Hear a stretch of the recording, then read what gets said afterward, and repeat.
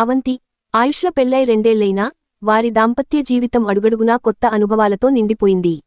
వారి బంధం బృందావనంలా వికసించిందని చెప్పొచ్చు. అయితే ఆయుష్కి ఏదో తెలియని అసంతృప్తి మొదలైంది. ప్రతిరోజూ రొటీన్గా అనిపిస్తూ అతనిలో ఆసక్తి తగ్గిపోయింది. భర్తలో వస్తున్న ఈ మార్పులను అవంతి గమనిస్తూనే ఉంది. మొదట తనే సర్దుకుపోతాడని అనుకుంది. కాని ప్రతి రాత్రి మొక్కుబడిగా సాగిపోవడం, మునుపటి ఉత్సాహం లేకపోవడంతో ఆమెకు ఇబ్బంది మొదలైంది. ఇక లాభం లేదని ఒకరోజు ఆయుష్ని నిలదీసింది. ఏమైంది మీకు? ఎందుకిలా ఉంటున్నారు అని. ఆయుష్ ఎలాంటి మొహమాటం లేకుండా, మన పడకగది జీవితం బోర్ కొడుతోంది అంతే అని చెప్పేశాడు. అవంతికి ఆశ్చర్యం వేసింది. మరుసటి రోజు ఆయుష్ ఇంటికి వచ్చేసరికి చక్కటి చీరకట్టులో అందంగా ముస్తాబై ఎదురైంది. ఆయుష్ని చూడగానే ఉత్సాహంగా దగ్గరికి తీసుకుని అతని ఆవేశం తగ్గేదాకా వదల్లేదు. ఈ చిట్కా 2 రోజులు పనిచేసింది. కాని మళ్లీ పరిస్థితి మొదటికొచ్చింది. ఒక సాయంత్రం గోదావరి ఒడ్డున ఉన్న ప్రశాంతమైన పుష్పగిరి పార్కుకి వెళ్లి ఓ మూలన కూర్చుని, మీ సమస్య ఏంటో స్పష్టంగా చెప్పండి ఆయుష్ అని అడిగింది అవంతి. ఆయుష్ పెద్దగా బయటపడలేదు. కాని ఆ రోజు మాత్రం వదలకూడదని నిర్ణయించుకుంది అవంతి. మీకు ఎలా కావాలంటే అలా ఉంటాను. మళ్లీ మన పాత జీవితం వెనక్కి రావాలి. ఏమి చేయాలో చెప్పండి అంది. ఏది చెప్పినా చేస్తావా అని అడిగాడు ఆయుష్. మీ ఒక్కరికోసమే కాదు, మన ఇద్దరికోసమే కనుక ఏది చెప్పినా చేస్తాను. మీరు మళ్లీ ముందులాగే ఉండటమే నాకు కావాలి అంది. నాకు ఎప్పటినుంచో ఒక వింత కోరిక ఉంది. ఆయుష్ మెల్లగా చెప్పడం మొదలుపెట్టాడు. ఒక్కసారైనా ఇద్దరు అమ్మాయిలతో ఒకేసారి గడపాలి అని. పెళ్లయ్యాక మీతో ఉండగా ఆ కోరికను మర్చిపోయాను. కాని ఇప్పుడు ఆ కోరిక మళ్లీ బాగా గుర్తుకొస్తోంది. ఒక్కసారి ఇంకొక అమ్మాయితో మంచం పంచుకున్నావంటే మన పడకగది జీవితానికి దోకా ఉండదు అన్నాడు ఆయుష్. ఆ మాట విని అవంతి ఒక్కసారిగా షాక్తింది. ఏంటి పిచ్చా మీకు అని చెప్పి అక్కడి నుంచి వెళ్లిపోయింది. ఆ తర్వాత 2 రోజులు ఆయుష్తో అస్సలు మాట్లాడలేదు అవంతి.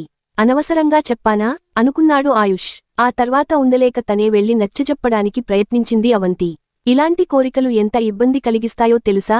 ఒక్క క్షణం థ్రిల్ కోసం జీవితాంతం టెన్షన్లు పడాల్సి వస్తుంది. ఇలా ఎన్ని రకాలుగా చెప్పినా ఆయుష్లో మార్పు రాలేదు. అవంతి పరిస్థితి పెనం మీద నుండి పొయ్యి మీద పడ్డట్లు అయింది. ఇంతకుముందు రాత్రులు మొక్కుబడిగా అయినా ఉండేది. కాని ఇప్పుడు అదీ లేదు. ఒక సాయంత్రం విజయనగరం నుండి ఆటోలో ఇంటికి వస్తూ ఆలోచనల్లో మునిగిపోయింది అవంతి. తనకి ఏం తక్కువైందని ఆయుష్ అలా ఆలోచిస్తున్నాడు? తను ప్రపంచ సుందరి కాకపోయినా చక్కటి అందగత్తె. అందం కన్నా తనలో ఉన్న ఆకర్షణ ఇంకా ఎక్కువ. 5.6 అంగుళాల ఎత్తు, దానికి సరిగ్గా సరిపోయే శరీర సౌష్ఠవం. జూనియర్ కాలేజీ నుండి ఇప్పటివరకు తన వెనకపడిన అబ్బాయిల లెక్కేలేదు. అలాంటిది తను అన్నీ సమర్పిస్తూ అతనికి కావాల్సినట్లు చేస్తున్నా ఇదేం రోగం? ఈ విషయానికి జరిగి 10 రోజులైంది. తన అందం అడవి కాచిన వెన్నెల అవుతుందా? ఏదేమైనా శరీరంలో రగులుతున్న ఆ కోరికను ఎలా ఆపుకోవడం? ఇలా రకరకాలుగా ఆలోచిస్తుంటే ఇల్లు వచ్చేసింది. మెట్లు ఎక్కుతుండగా ఒక నిర్ణయానికి వచ్చింది అవంతి. సాయంత్రం ఆయుష్ ఇంటికి రాగానే ఒక్కసారి ఎక్కడికైనా వెళ్దాం. అక్కడ మనకు తెలియని అమ్మాయితో అలా గడుపుదాం. కాని చివరికి ఆ ప్రవేశం నాతో మాత్రమే జరగాలి అని చెప్పింది. ఈ కండిషన్కి మీరు ఒప్పుకుంటే మీకోసం సరే అంది అవంతి. వెంటనే ఎగిరి గంతేశాడు ఆయుష్. ఇన్ని ఒప్పుకున్నావు కదా, చివరగా ఇంకొక సాయం చేయవా అన్నాడు ఆయుష్. ఏంటి అంది. మీ ఫ్రెండ్ మంజుల కత్తిలా ఉంటుంది. పైగా చూపులు కూడా కొంచెం తేడాగా ఉంటాయి. తనను ఒప్పిస్తావా అని అడిగాడు ఆయుష్. చెప్పు తెగుద్ది అని అంది అవంతి. ఆ తర్వాత ఆ మాట మళ్లీ ఎత్తలేదు ఆయుష్. నా తంటాలు నేనే పడతా అని చెప్పి అవంతిని ఎత్తుకుని మంచం ఎక్కాడు ఆయుష్. ఆ సాయంత్రం అవంతికి చాలా రోజుల తర్వాత తాపం చల్లారింది. 1 వారం గడిచింది. ఆ టాపిక్ మళ్లీ రాకపోయేసరికి ఊరికే అన్నాడేమో, పోనీలే ఆ ఐడియా వదిలేసి ఉంటాడు అని స్థిమితపడింది అవంతి.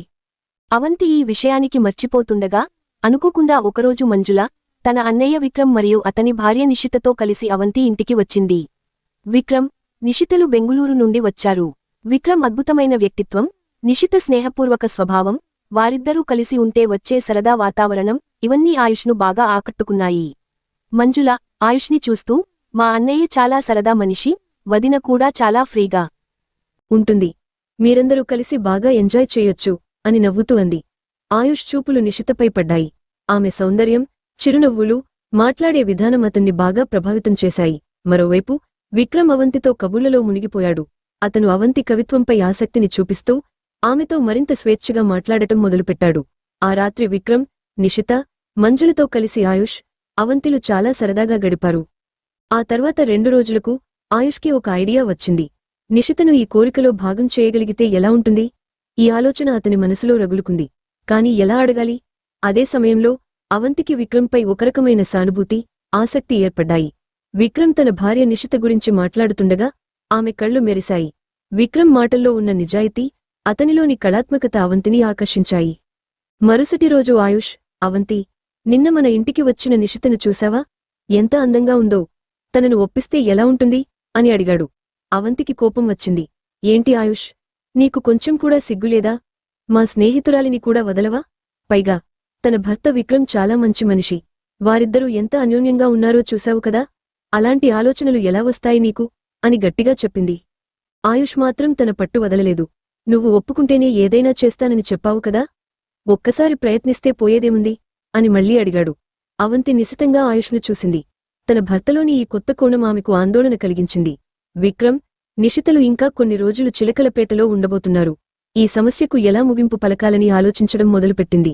తన దాంపత్య జీవితాన్ని కాపాడుకోవాలంటే తను ఇంకేమైనా చేయాలా, లేదా ఈ కోరిక తన బంధాన్ని శాశ్వతంగా దూరం చేస్తుందా?